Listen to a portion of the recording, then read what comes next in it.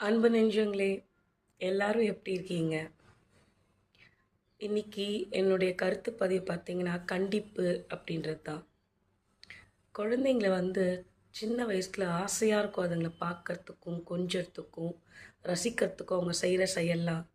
ஆனா, நம்ம ஒண்ணு அது செய்யக்கூடாது அப்படின்றத முதல்லயே கண்டிச்சோம் அப்படின்னாக்கா, அந்த குழந்தைக்கு மனசுல பதிஞ்சிடும். உதாரணத்துக்கு ஸ்விட்ச் பாக்ஸ் கீழ பக்கத்துல இருக்கு அப்படின்னா, அத தொடக்கூடாது, சுட்டுடும், வலிக்கும் அப்படின்னு சொல்கிறதும், ஒரு பொருள் எடுக்கும்போது ஐயோ அது தொடக்கூடாது குத்திடும் அப்படின்னு பொறுமையாக நம்ம சொல்லி புரிய வைக்கிறதோ, இல்லை கொஞ்சம் கண்டிஷனாக பேசுகிறதோ குழந்தையில ரொம்ப நல்லது. குழந்தைங்க ஸ்கூலில் மிஸ்ஸுக்கு ஏன் பயப்படுறாங்க? அவங்களோட கண்டிப்புக்கும் எங்கே அடிச்சிருவாங்களோ அது வலிக்குமோ அப்படின்ற பயம்தான்.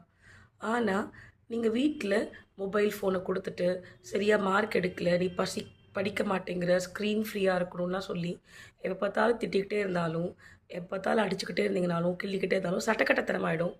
அந்த கண்டிப்பு, அந்த வார்த்தைக்கு மரியாதையே இல்லாமல் போயிடும்.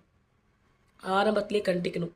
ஏங்க நாங்கள் அப்போ கண்டிக்க விட்டுட்டோம், இப்போ என்னங்க பண்ணுறதுன்னா, நீங்கள் பொறுமையாலாம் பேசி புரிய வைக்க முடியாது.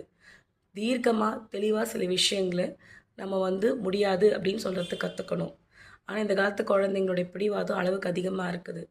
அப்போ அவங்க போக்கில் போய் நிதானமாக அதோடைய பின் விளைவுகளை சொல்லி புரிய வைக்கணும். கண்ணு தெரியாமல் போயிடும், இந்த பாரு கண் இவ்வளோ பிரச்சனையாயிடும், கழுத்து வலி எடுக்கும், கழுத்து நரம்பு எலும்பு தேஞ்சு போயிடும், இதனால் பின்னாடி பார்த்தாக்கா நல்ல வேலை கிடைக்காது, நாளைக்கு இவ்வளோ பணம் தேவைப்படும் வாழ்க்கைக்கு, இப்படி யதார்த்தமான உண்மைகளை சொல்லி தான் அவங்கள புரிய வச்சு இதை நம்ம கொண்டு வர. ஏன்னா அவங்களுக்கு அறிவு ஜாஸ்தி, மொபைலில் எல்லாம் பார்க்குறாங்க, எல்லா ஆப்பும் டவுன்லோட் பண்ணுறாங்க, எல்லாம் தெரியுது. ஸோ கண்டிப்பாக இதையும் அவங்க புரிஞ்சுப்பாங்க. குழந்தையிலேருந்தே வளரும் பொழுதே கண்டிச்சா மட்டும்தான் அது மனசில் பசுமரத்தாணி மாதிரி பதியும். பதியாத குழந்தைங்களுக்கு காலப்போக்கில் கண்டிக்கணுன்னா அதெல்லாம் அவர்களுடைய பிரச்சனைகளை நேரடியாக சொல்லி தான் புரிய வைக்க முடியும். நன்றி, வணக்கம்.